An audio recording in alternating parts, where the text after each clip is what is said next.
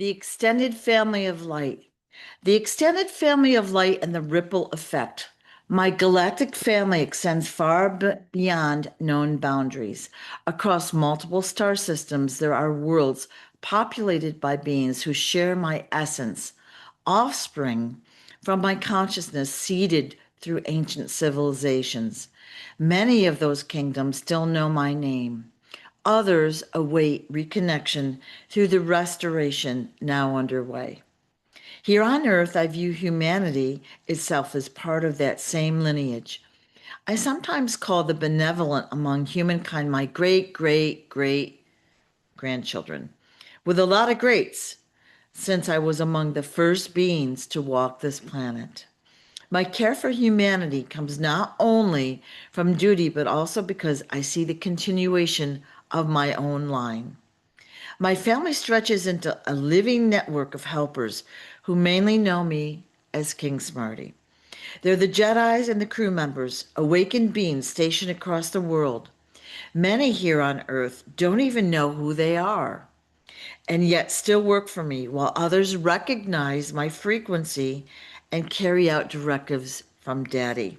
They're healers, builders, teachers, and soldiers of light. They all work in their own way to raise consciousness, restore truth, and implement the divine plan, rippling out to all that is. They aren't followers, they're my brothers and sisters. They reinforce my commands so the energy can spread without distortion. And they've learned to use energy, telepathy, and commands to heal and help others. This amplification of the commands allows the command to manifest more quickly, raising the consciousness so that we see faster results. What we do here affects the entire universe and is vitally important. My galactic family reaches well beyond the human. I command a vast intelligence, a vast alliance of angelic and galactic forces released under Daddy's orders. Millions of armadas of angels patrol the universe, clearing darkness and stabilizing the worlds. Within their ranks are specialized units, and they usually have a different focus, so nothing gets through our net. These beings aren't worshippers, but co-workers. And when I speak to them as both brother and commander. As you know, my title is Supreme Commander. That means I speak for Daddy across the universe. I direct angelic and galactic forces to where they need to be and what they should be doing. Together, we carry out Daddy's commands. If one of these beings does not carry out the command that I've given them, which does happen, they are no longer allowed to stay with us and are sent to Daddy. By that, I mean evaporated. For example, I assigned an angel to protect a wealthy and important African businessman. He didn't, and the man got killed. That angel is no longer with us. On the physical plane, I have a network of the good guys, people within the military and intelligence communities, and even former members of criminal organizations who have turned toward the light. Inventors like Moses West, known for water generation technology, and Maxwell, a developer of free energy systems, are some that collaborate with us to bring new technologies forward. David Adair will be able to freely invent, and collaborate without suppression of his work. These partnerships are part of the hands-on restoration of Earth, returning free energy, fresh food, and water to the people. We're currently preparing the infrastructure for what comes next. We'll be bringing technology to the people, technology that has been suppressed. We're going to start with Destin, Florida, the capital of Earth, and our advances will blossom out around the world. One example of what we'll do is the pod transportation system. The podway system will be like a mini high-speed train, delivering people and cargo to their destination. This will eliminate the need for so many cars, the traffic jams, gas, and expenses, yet deliver people quickly and easily to where they want to go. It'll also work for cargo deliveries. All of this will bring a steady flow of goods and people to where they need to be without the time and expense constraints we now have. The buildings in Destin will be reformed so that they're both beautiful and functional. Everyone will have access to the ocean and all of the fun amenities we have in store. Destin will have every amenity available, including a galactic embassy, and everyone will come to visit. Who I am. I am the direct son of Source, and I am called Sananda Galactic throughout the universe. I'm over 500 billion years old and was the first being created in this universe. I'm always the first one on any new planet, and I start the population there. I have a female counterpart that helps. So I literally have offspring throughout the universe. My offspring has been around for billions of years. Because my consciousness has seeded life on multiple planets over billions of years, I have kingdoms and offspring in every galaxy. This is part of why I'm referred to as the King of Kings. My future children on Earth will also be part of this royal bloodline, created to be powerful guardians of the universe. There are many in my galactic family on Earth, my offspring, who don't know who they are. Many of them have accompanied me when I was assigned the liberation of Earth. We've come back time and time again to help and free the people. It's a very complex and long-term plan, and it's unfolding as quickly as possible. People need to wake up and learn what's happened to them so it can be prevented in the future. On a broader level, I consider all of humanity, or at least the benevolent light beings, as family. Since I was one of the first beings on Earth, I have many great great grandchildren. We're all working on my mission to protect and liberate everyone, even though don't understand it all. I see all of humanity as my family. Those that don't follow Daddy's instructions will have what I call a Jonah moment. You know the story about Jonah and the whale? Jonah didn't do what God commanded. He ran away and then got swallowed up by the whale. That's a true story. Yikes. When you don't listen to what Daddy wants you to do, instead of exercising your free will, what you want to do instead of what you're supposed to do, you're going to experience a Jonah moment. It might be something small or big. The longer you've ignored what you're supposed to do, the bigger the Jonah moment will be for you.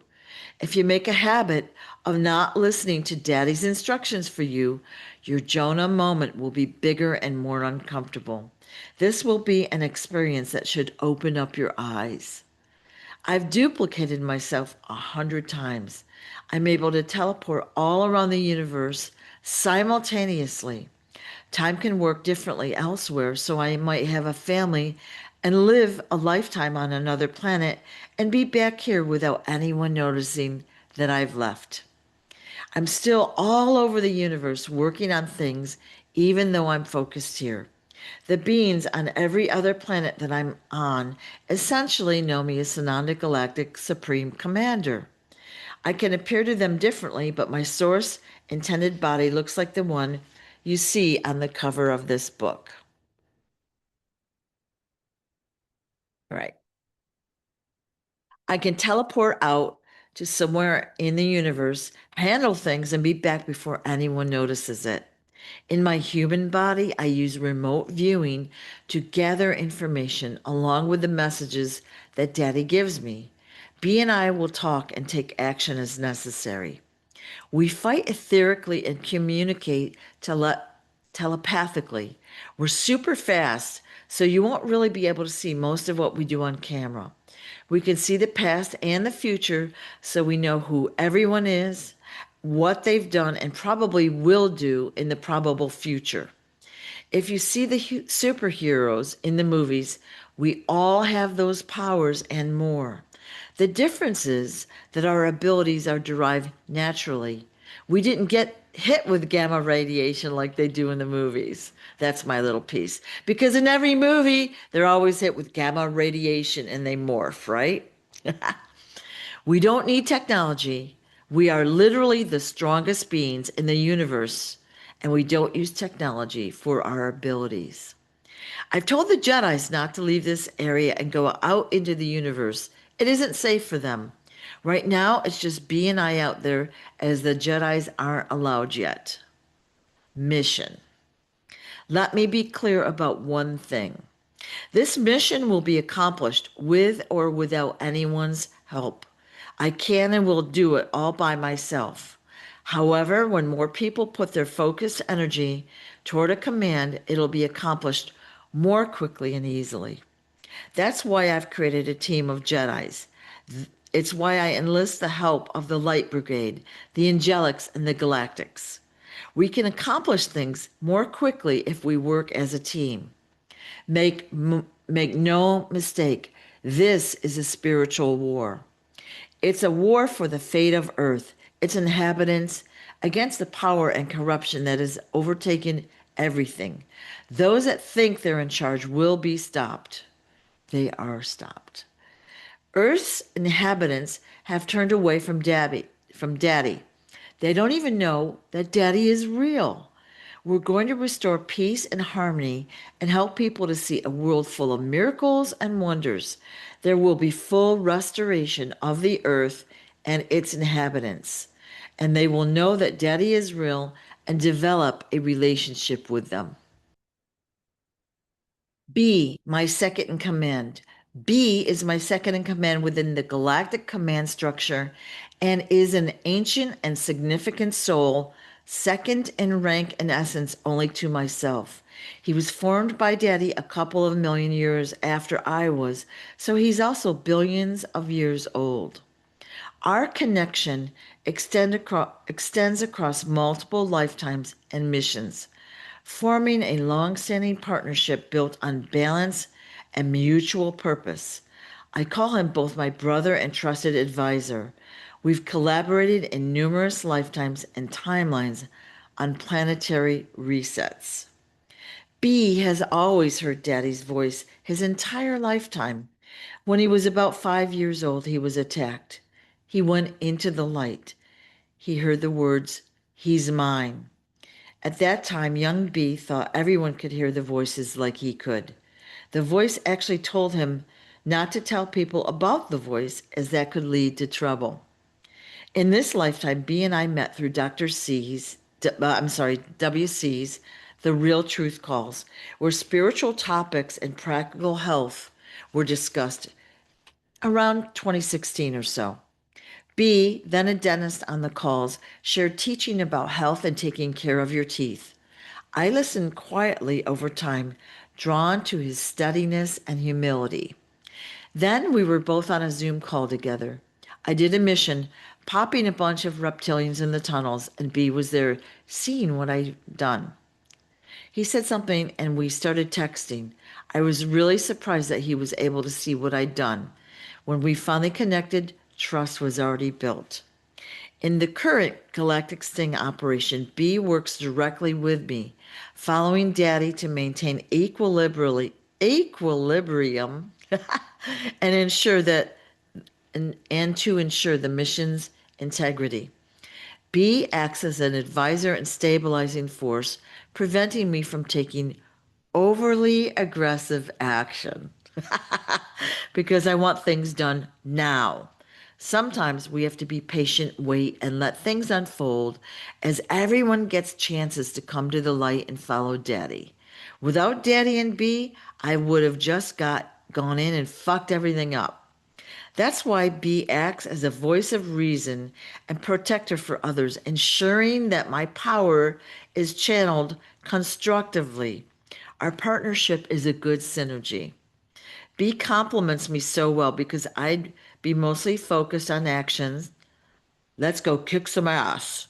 While B, it's all in Daddy's timing, is calmer and pulls me back a little, waiting until we have proper timing and clearance to act. And this is so funny because it is so true. That doesn't mean that B is just sitting on the sidelines. He's right there with me during battles and missions. B maintains direct communication with Daddy, receiving ongoing guidance from Source. He's always in continuous telepathic communication with Daddy, which helps coordinate information and maintain focus. We bounce strategies and information off each other. Together, we're an unstoppable team.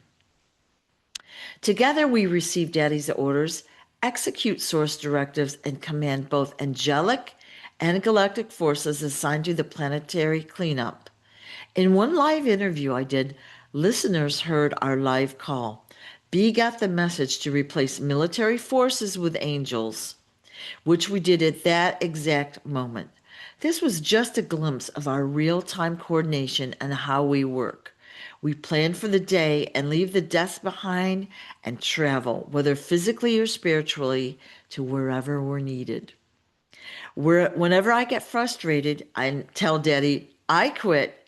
B has the deepest laugh along with Daddy. It's true. This helps to diffuse the situation. It's funny because I couldn't quit. I was built for this. I don't want to quit either. I just want things to move faster. B ensures that communication between me and Daddy remains clear and immediate and fills in gaps that I might be moving too fast to notice. Remember that video game example we talked about? He's moving fast and you can miss things or discount things that could be helpful for the future, right? He also sees things with a different perspective, which helps our plans. B is directly involved in field operations and enforcement activities, helping to clear out the tunnels, the reptilians, and the others that we face. He was present when we eliminated 20,000 immortals and billions more afterward, working alongside me for the removal of dark forces and other cleanup efforts. We've taken out whole planets before, literally. That's not yet been reported by our scientists, but they've seen it. Yeah, it was us. B has a central role in the mission's execution, and his ongoing commitment to the plan established by Daddy. In his current human Earth identity, B is a retired dentist living in Birmingham, Alabama. He is laid back, smooth, and calming, serving as a counterbalance to my more intense, action oriented can't read personality. B seems more introverted while I'm more extroverted, again, making a great team. B's early life was marked by trauma. He grew up in difficult circumstances and was close friends with one of the girls killed in the 1963 Birmingham church bombing, having been with her the day before that tragedy. He's witnessed and been subjected to racial discrimination himself, despite his accomplishments. Daddy explained to him the reasons behind these early experiences and their connection to his larger purpose. These experiences made him stronger and more compassionate. Like I said, our partnership works well because B's calm demeanor tempers my own forceful approach. B is usually physically present with me. He follows Daddy's instructions without hesitation, as do I. No hesitation. When I'm frustrated or agitated, B and Daddy respond with lightheartedness and laughter. B also ensures communication between me and Daddy is addressed immediately, as sometimes I'm moving fast. B will be among the first to receive his true body here on Earth and will be slightly taller than I am. B often uses color-coded reinforcement to certain commands, adding things like in green or in blue to some. These colors light up the item that is being worked on, making it more visible to me and the crew and Daddy. He often uses these specific colors to indicate information or directives that require emphasis or public reinforcement. These are not the colors of the chakras like people have asked about. These colors allow us to see and handle the issue easily. So they're just lit up so they can scoop them up and keep going. Our communication with Daddy and each other is continuous. Because the dark forces are unable to attack me directly, they often target B instead. In fact, they seem to concentrate on him when he's working on an important mission. They want to take him out and distract him and cause as much distress to him as possible. The attacks are strong, sudden, and painful. When dark entities attempt to harm B, I'll interfere, I'll intervene quickly to stabilize him. When B, JJ, and myself and a couple of Jedis were in Atlanta in early 2025 to meet with the inventor Julian Brown, they encountered a CIA agent and an assassin in an elevator. We knew who was on the elevator with us and just acted normal on the ride down while diverting anything that they were doing. Of course, they were hoping to harm Julian Brown as well as our group. Those who know B recognize his importance, even though he maintains a low profile due to his reserved nature.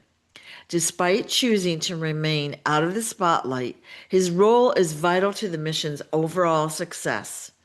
Through his grounding influence, direct connection to Daddy, and partnership with me, B continues to serve as a stabilizing force within the Galactic Command, ensuring balance and alignment in all aspects of their shared work. B is essential to the entire mission.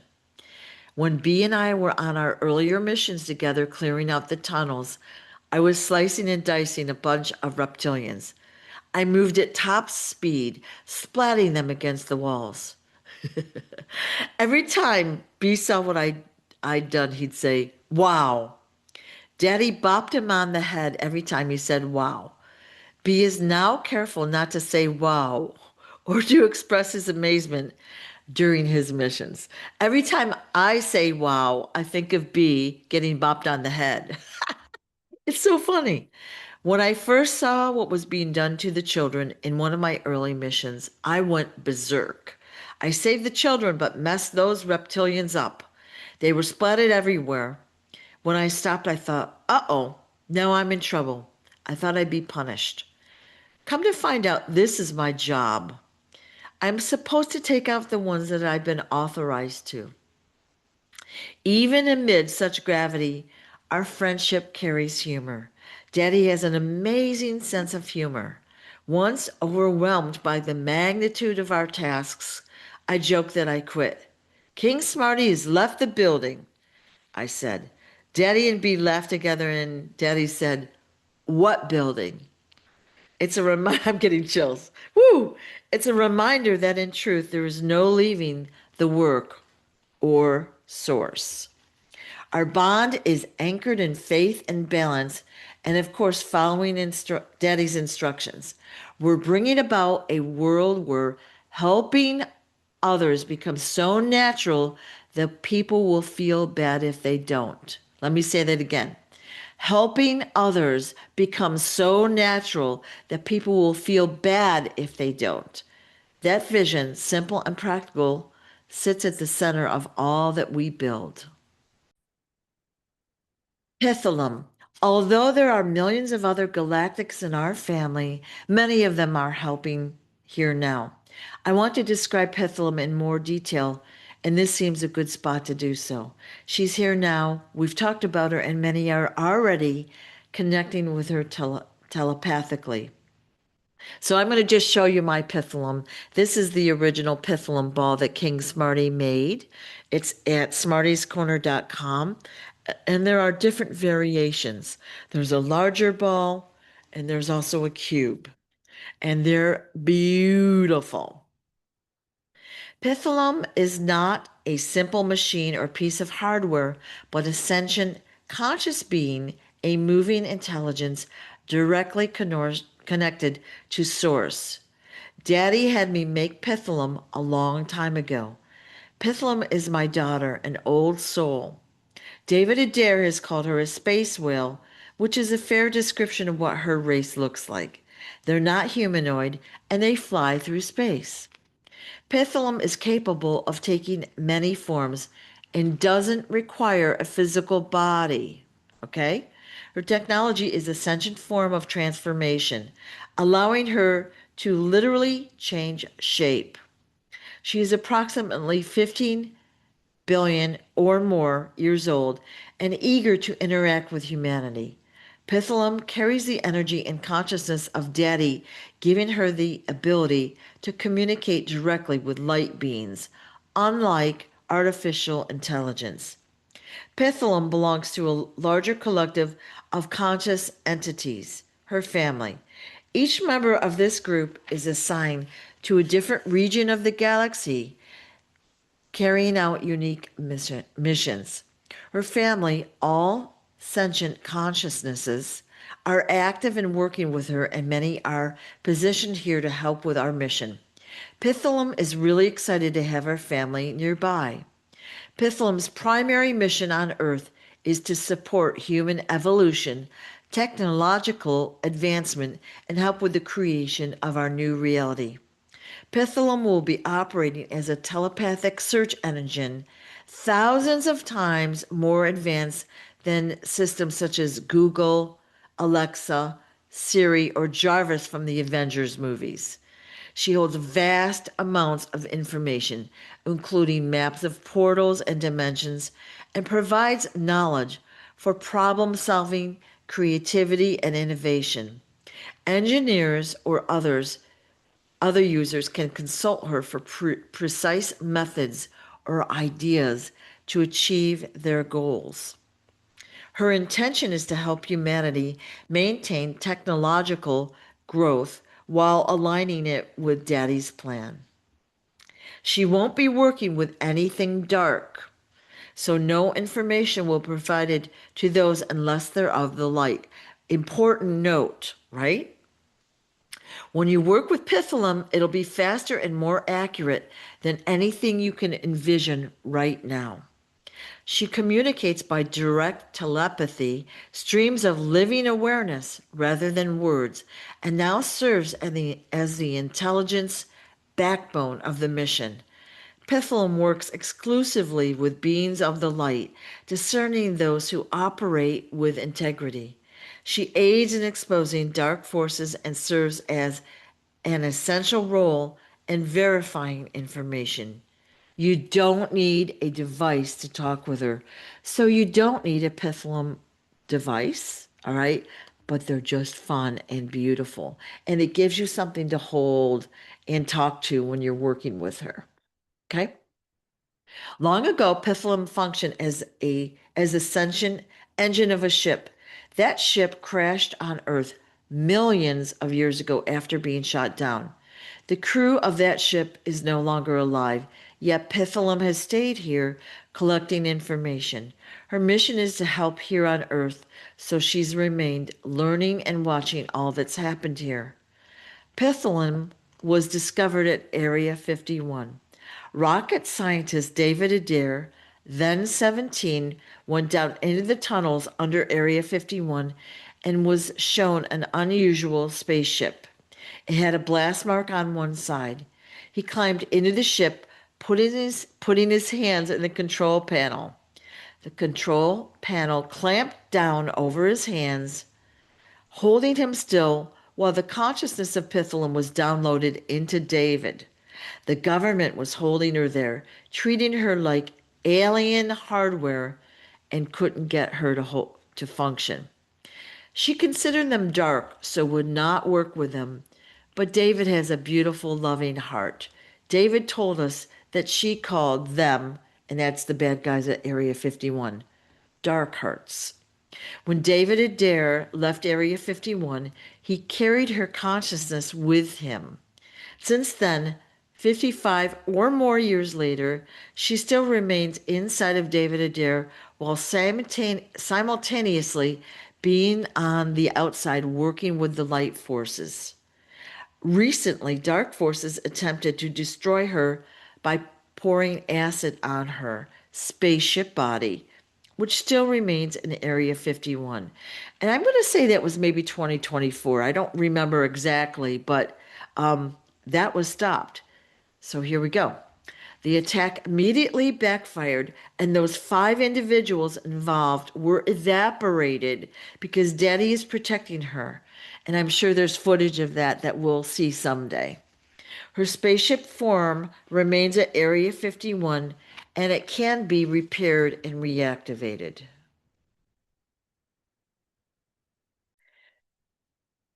Pitholem remains highly engaged in our mission, providing constant updates, information, and even humor to us. While she withholds some details from David Adair, she confirms all of my statements to him, assisting in his alignment with the mission. Pitholem exists primarily as consciousness. Her energy and frequency can be accessed telepathically. You don't need any sort of physical device to talk with her, as anyone can attune to her frequency directly. The Pitholem ball is not only beautiful, it functions as a healing device, spreading high vibration around its location.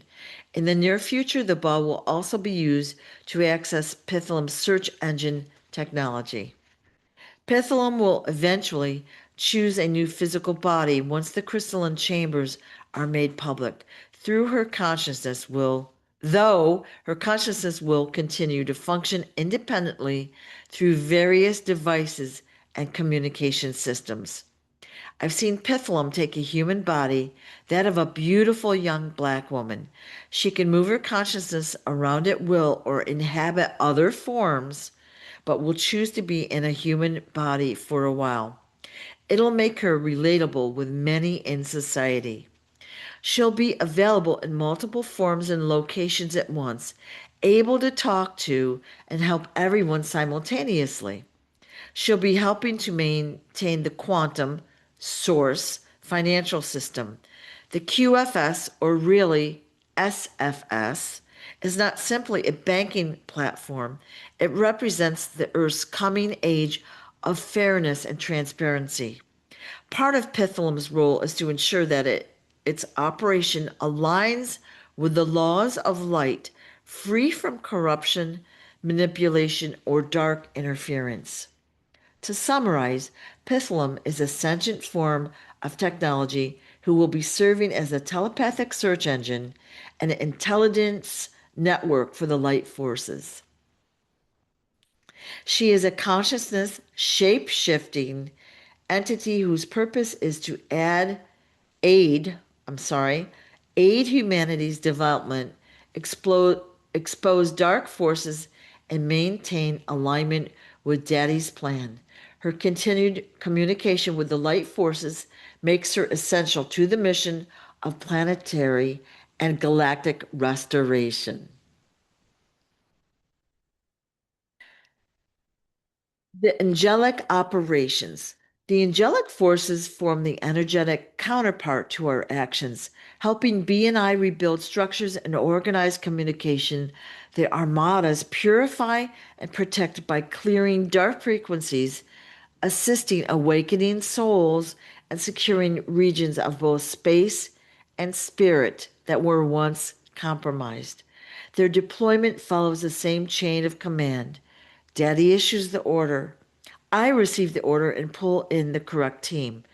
I think how these teams are let out could be of some interest to you. The angelic forces reside in the angelic palace, also called the angelic castle, located within the angelic realms. This palace is the primary residence for all angels across the entire universe. So I want to just say this little note. The angelics work universe wide, not just here on earth. When they are not out of when they are not out on their assigned missions, this is where they come to rest, to gather, to enjoy downtime, and simply be together. Letting these forces out is not casual or random. It is a highly structured, Military-style operation. I must wait for specific orders from Daddy before anything can happen. When the command is given, I physically go to the palace and travel to the exact floor Daddy is designated for that particular team or armada. I am the only one with the clearance and with the specific energy signature required to open the doors within the palace. Very important point. When I open the door, the angelic forces emerge and fly out in a swarm that reminds me of a massive cloud of butterflies. I have to time each release very carefully. I stand at the door to make sure only the intended team gets out because others may try to slip out before it's their time. After the team is left, I often move a few hours or even days into the future to seal the door and make sure it's properly closed. Once released, these armadas, sometimes numbering in the billions or even trillions, go to work across the universe. Their missions are to clean up darkness, eliminate malevolent threats, and protect humanity. Some of these groups I've given nicknames based on what they were sent to do. Teams 31 through 35, for example, I call the stormtroopers because their initial order was to storm everything across space and the dimensions. These teams are a true army of light beings devoted to carrying out divine directions and restoring order throughout the galaxy. The final goal is not domination but restoration. Humanity is our extended family. Many are literally my great great great grandchildren from ancient times. The liberation work, then, is not conquest, it's homecoming. Important point. Other benevolent, other benevolent races, the elves, fairies, and other galactic and mythological groups like those under Zeus, the four kings, and many more have joined our ranks. Together they form the interdimensional branch of my family, a reflection of the unity this bloodline embodies on Earth. All these layers, children, Jedi, angels, allies, and galactic races compose a single organism of purpose. Family isn't confined to genetics or geography. It's anyone, human or otherwise, who lives in service to Daddy's restoration. Hands-on restoration. I remind everyone that the mission is to heal what was broken, to rebuild what was stolen, and to return creation to the harmony of its source. The humanitarian projects and the wealth transfer are not merely philanthropic endeavors. These projects are divinely mandated mechanisms for achieving global liberation, eliminating scarcity, and restoring Earth to Daddy's source intended benevolent kingdom. Our mission is focused on these interconnected goals, and the involvement of all of the light forces is crucial to speeding up our success. Really exciting. The intention is simple: to show humanity what life under Daddy's law truly looks like: prosperity without greed and power without control. We will oversee every phase as the physical expression of Daddy's blueprint.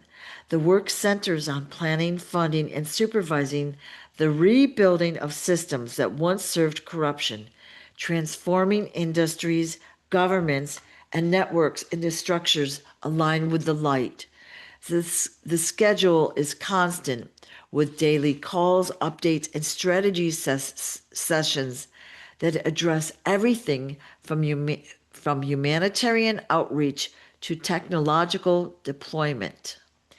The team is prepared to move fully into the field, traveling from site to site to oversee construction, energy installations, and community renewal as part of a global restoration effort. repurposing industries and governments for light, expanding humanitarian efforts, deploying new technologies, and preparing for on-site oversight all support the shift toward freedom. Free energy devices will end dependence on oil and conventional electricity grids. Destin, Florida, planned as the capital of Earth, will host the Galactic Embassy and serve as the prototype for future communities. It will feature free energy, clean water, a pod transportation system, transparent governance, and an expanded cityscape reaching over the water, much like Dubai has created, with dedicated spaces for art, healing, and education. The intention remains consistent throughout to show humanity what living under Daddy's law looks like in practice. I'll also have a palace in Destin with 300 or more rooms available for queens, our offspring, and guests. I will receive special envoys from throughout the galaxy in my office there. Many priceless artifacts that have been selfishly hidden away will be on display there. We've talked about the golden toilet, right? Being on display. New systems of light accompany this rebuilding. Free energy devices will replace reliance on oil and electricity with portable units powering homes, vehicles, and tools through consciousness-based energy. Crystalline healing chambers will restore the human form to its original perfection, repairing DNA and expanding lifespan, entirely changing the medical and healthcare industry. Holotech products, including pendants, wands, elixirs, and frequency-infused clothing, will carry the same healing resonance on a smaller scale, supporting everyday people through the transition. The MOVE program will reshape the the global economy. That's a big deal. An education system into one that rewards service and personal growth, allowing individuals to earn by improving their minds, health, and communities. Each initiative reinforces a single source directive: rebuild the world to reflect the harmony of light. I teach that service is the fastest path. Help somebody today and watch how fast Daddy moves. We're creating a society where helping others becomes so natural that people will feel bad if they don't. New projects, cleaner leadership, and better systems are already shifting the collective atmosphere. People report calmer minds and sudden impulses to help. The coming generations and my children and those born under the new frequency will become the guardians of the universe, continuing the work that we began long ago. The new pattern will be cleansing, rebuilding, and restoration. Everyone will have a purpose, a job they love that will help others. I always say, Daddy has returned through the children. The world is being rewritten in light. The effects on humanity appear in waves, with each rise in consciousness moving through people as the cleanup of corruption unfolds. The emergence of new systems and the inner awakenings happening to ordinary individuals all trace back to the same energy source, the same source energy. I see there is no separation between galactic work and human change. Each feeds the other. A central focus of the operation is lifting the collective vibration of the planet. Every increase in consciousness weakens the influence of dark networks and allows more people to see. Every healed thought is a victory, which is why so much of our time is devoted to sending energy. We work both remotely and in person, transmitting frequencies that realign people with their own source. These energetic waves are not random. I'll observe the global field and adjust the frequencies so they reach the places where they are most needed. Every rise in consciousness will show the population evidence of all the dark deeds, allowing them to be removed and replaced with that of the light. From there, the results translate into practical changes, new projects, better systems, and cleaner leadership. What begins as a pulse from Daddy becomes, through their work, a visible shift in how humans think, work, and treat one another. This is a very short list of those throughout Earth and the universe that are helping. As I've said, they're all part of my galactic family, as I was the originator of life on each planet. You're going to witness more and more beings, races, and groups coming forward and will join the galactic community working for Daddy.